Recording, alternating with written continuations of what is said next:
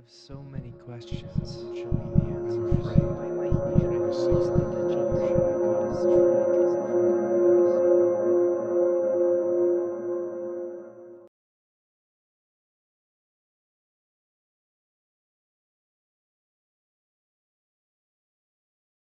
Welcome back, everyone, to An Ordinary Search for Truth. My name is Nate, and today I wanted to talk to you about my take on organized religion. And trust me, it's not all bad.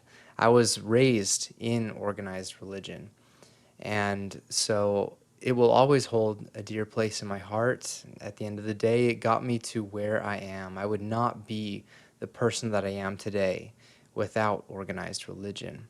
However, there are a few things that I would like to present to you on why I don't believe that organized religion needs to be a lifelong endeavor.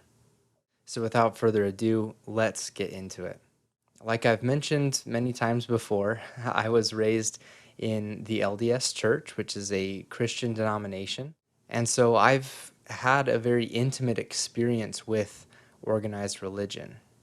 20 years of my life were spent in organized religion. And not only this, but towards the end of my time being in organized religion, I actually did a lot of study of other religions outside of my own, all across the world.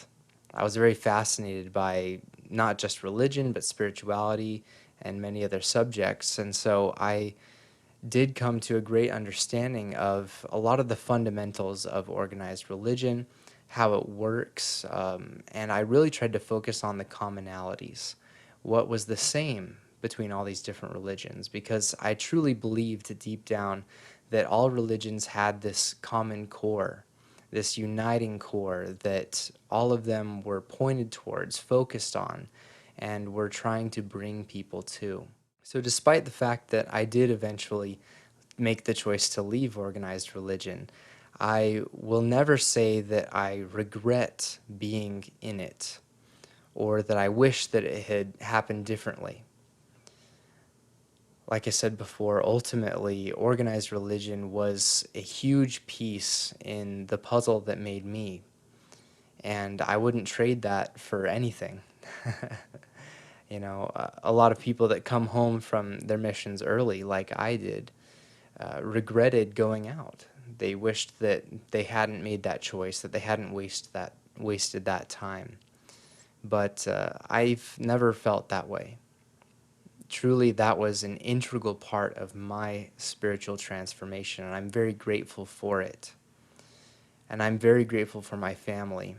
They raised me in the religion that they knew, that they were raised in, and they did a wonderful job teaching me the principles and doing their part in making me a better person and exemplifying all of the great things that organized religion does have to offer.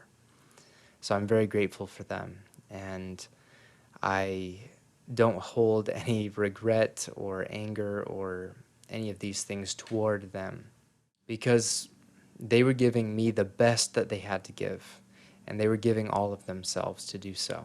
So let's start off with a few things that I really do love about organized religion. They can be a force of incredible good in the world because, as I said, this uniting core that unites most religions is built upon the foundation of love. And anything that is built upon a foundation of love will do much good in the world. Organized religion, especially Christian organized religion, which is primarily what I'm going to be focusing on because that is my background, there are many valuable lessons to be learned from Christianity and from organized religion. Focus on love and service to others. It offers incredible opportunities to grow and transform oneself into a better person. It also allows you to connect with our spiritual nature or connect with God. And connect with a larger community of people that are also trying to do the same, which can be incredibly uplifting. And that support is really hard to find in other places. I know in my experience being in the LDS religion, there was a great deal of member to member service. The leaders in the church did so voluntarily without getting paid. It was all sacrificed time that they gave because they are passionate about their beliefs and about serving and loving other people and helping other people grow. So this culture of service and love and growth is an amazing part of organized religion. But I came to the point where I was starting to push the boundaries of what organized religion would allow me to do in my spiritual questioning and my spiritual path.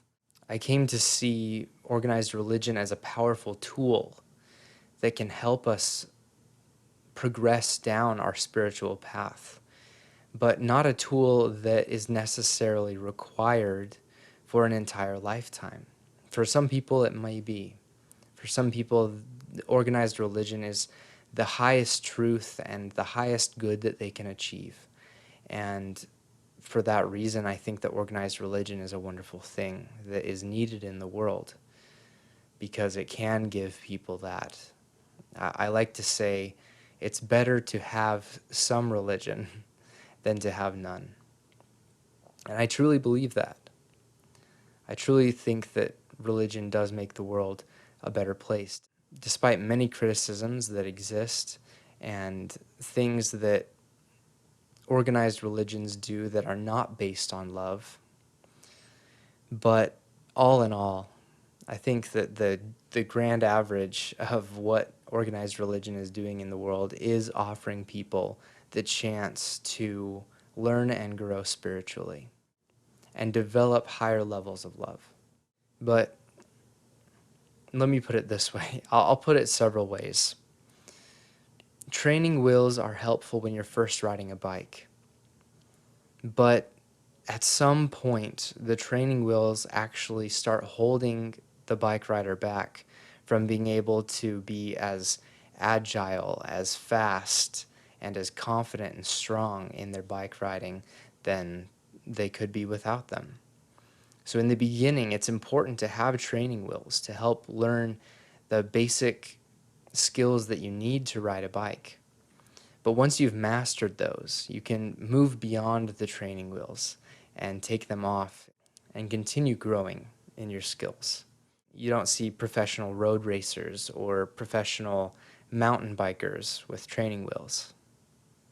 They've moved beyond them, and it actually allows them to be better at what they do. Another example could be that high school is very important. It's kind of the tail end of our many years of learning as children and young adults. And high school is very important. It teaches a lot of basic things that can prepare you to enter the world as an adult and move on to college or jobs and professions to find your place in the world. However, you don't want to stay in high school for the rest of your life. Once you learn what high school has to teach you, it's okay to move on to college, to a job.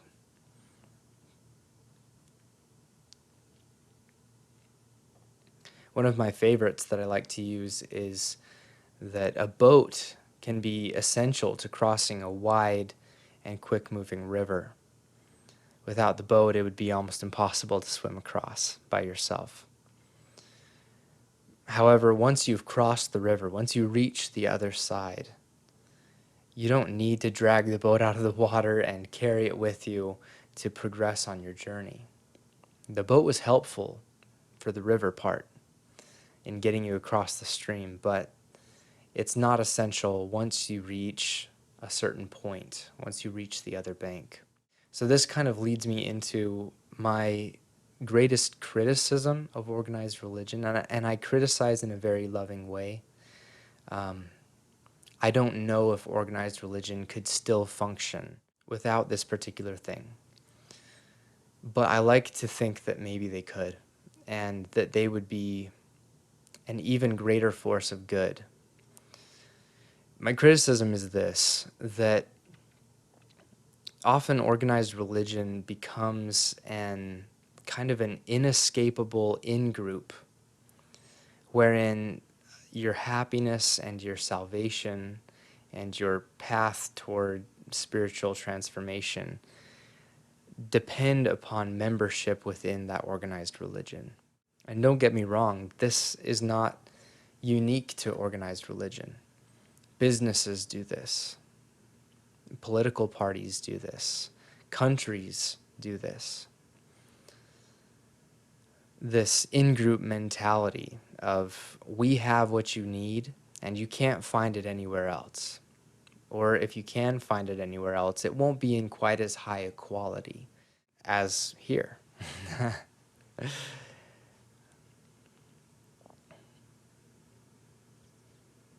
You know, it's very easy for us as humans to want to be in the in-group. We want to be in the minority that is right. Or we want to be allied with the group that is right. The group that is the best.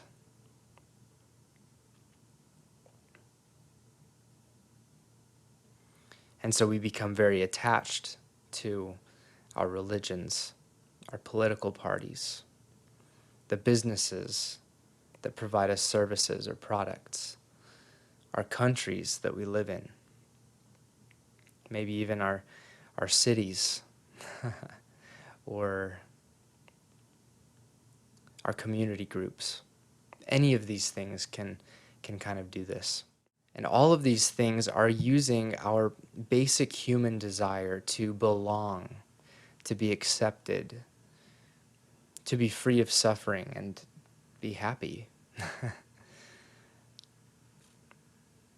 To convince people that these things cannot be found anywhere else but within this particular group. And it's okay to want to be happy and to want to be free of suffering. It's okay to want to feel accepted and loved and like you belong.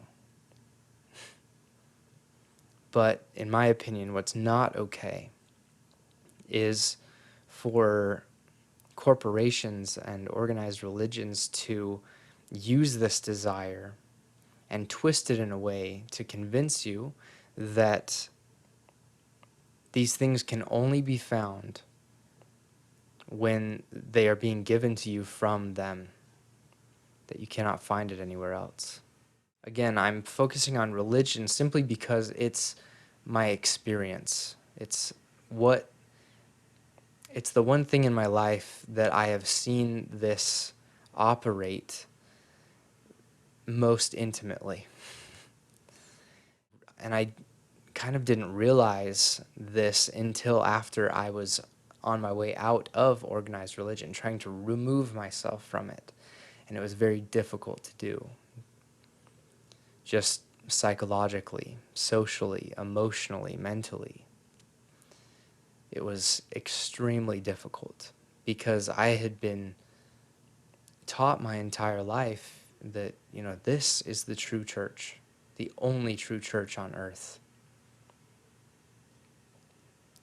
And that the only way to get to the highest level of heaven, to be united with God, to have ultimate happiness, is only found within this church. That's what I had been taught my entire life. And so when my personal worldview started shifting away from this church, and I started realizing that I was ready to take a step in a different direction in order to actually continue progressing spiritually, this in-group mentality and this exclusivity was extremely hard to break away from. And I'm not the only one that's experienced this. I've had many friends, dear friends, that I grew up with who have also left the church and gone through this psychological and emotional turmoil. The reason that I decided to move out of religion was that most organized religion operates on a level of duality. And in my personal experience, our spiritual progression leads us to a place of non-duality. And there's many examples of this that you can find. In the kind of duality mindset of religion, it is thought that we are separate from God, that God is there and we are here, that there is a separation that must be bridged between us and God. Whereas in non-duality, we realize that God is not there, God is here. That there is no separation between what we are and what God is. It's the non-dual understanding. Going from the idea of I will receive happiness and peace and salvation to I already have happiness, peace, and salvation. It's believing ourselves to be limited and our capacities to be limited, or believing that they are unlimited, which we do in non-dual understanding. A lot of times organized religion is focused on acquiring knowledge, more and more knowledge about the scriptures, about the words of the prophets, about God's will, about the workings of the universe. But in non-duality, it's a letting go of knowledge, a progression towards not knowing, doing versus surrender, good and evil as a duality versus infinite good with no opposite. Earning heaven later or experiencing heaven now. It's the difference of acquiring belief about God and directly experiencing God. My point in bringing up some of these kind of dichotomies is to show you that organized religion typically operates in a level of duality and teaches duality.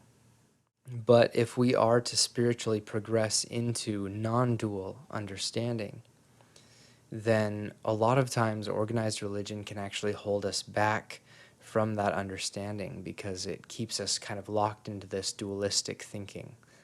And a lot of times it's impossible to merge the two, to merge a non-dual understanding into a dual understanding. You actually have to let go of a dual understanding, which can make it incredibly difficult to stay within organized religion. And that's what I went through. My personal beliefs and philosophy and experience started progressing into the non-dual, and it made me incompatible with the duality teachings of organized religion.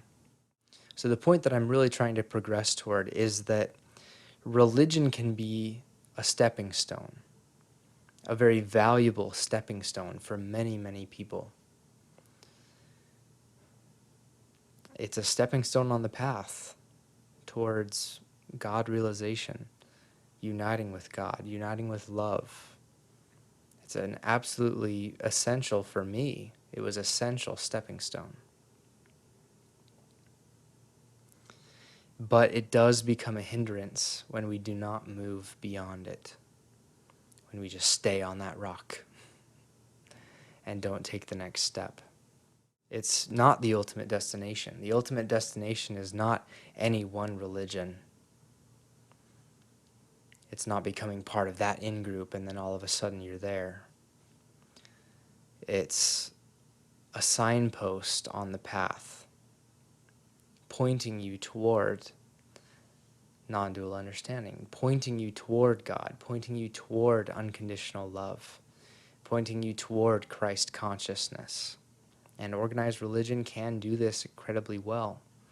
But the problem is that underneath the sign that's pointing towards these things, they've added a caveat that says, but stay here. But don't leave this sign. This sign is where it's safe.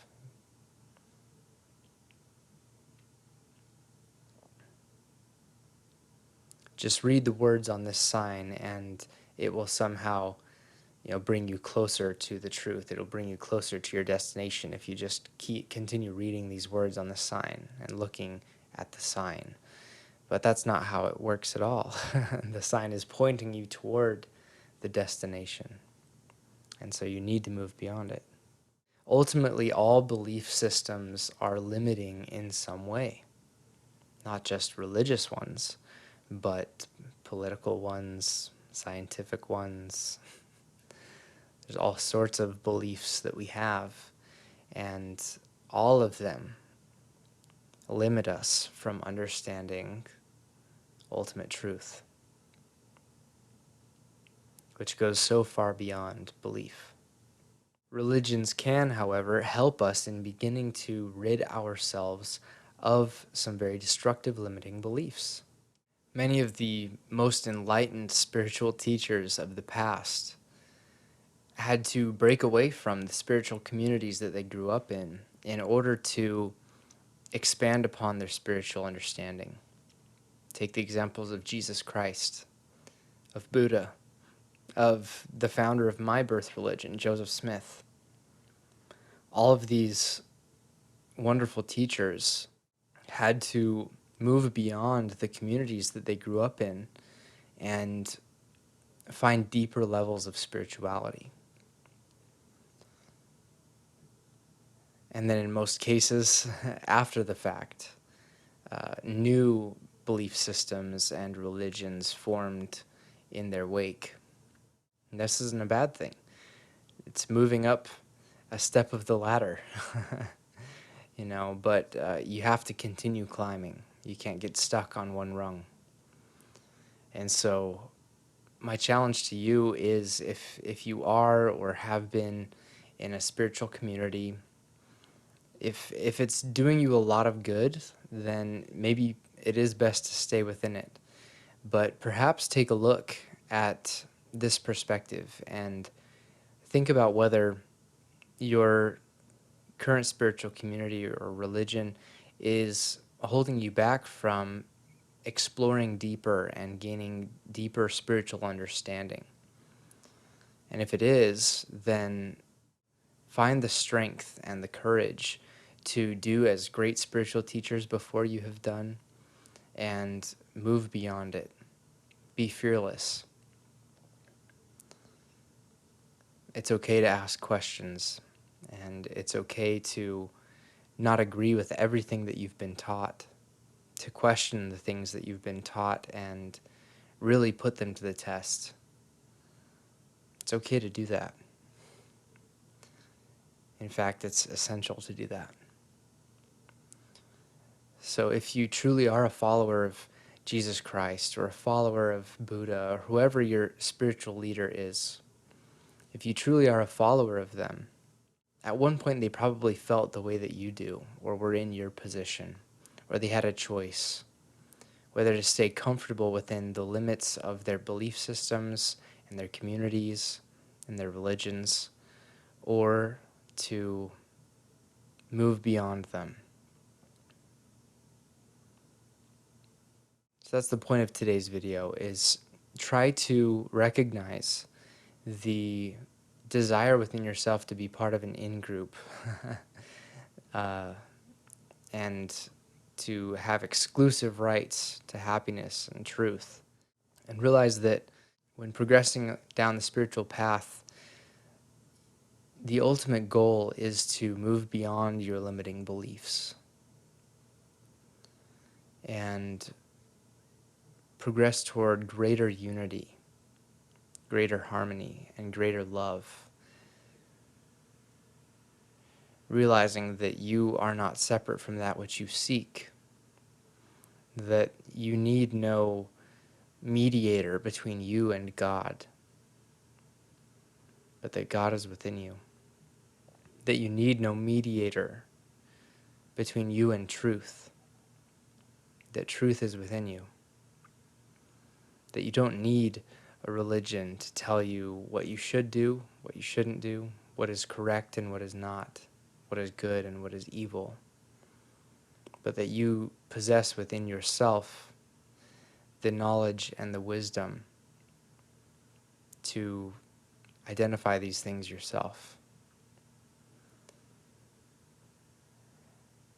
And again, I'm not trying to abolish organized religion or claim that it is evil. It's a valuable stepping stone on your path, but it's okay to take the next step and move beyond it. And perhaps you don't realize what incredible peace and happiness could lie in the next step beyond what you've already experienced. So thank you so much for watching. Subscribe if you enjoy my content and hit the bell so you can be notified for new videos as they're released. And hit a like if you enjoy what I'm doing. Go ahead and comment down below if you want to reach out to me and connect with me, share your experiences about your own spiritual journey, perhaps within organized religion, leaving organized religion, or questions, concerns, or fears that you have about doing so. I'd be happy to reach out to you through the comment section, through email, and give you some support in that way, because I have been there, I've been through it, and it's not easy. So again, thank you for watching this video, and I will see you in the next one. Don't worry, I've got a lot more content for you to enjoy. Click the link to the right to see a video that goes hand in hand with what you just watched. On the left is a playlist I recommend you check out. And down below you can see my latest video release. Your support means the world to me, so thank you.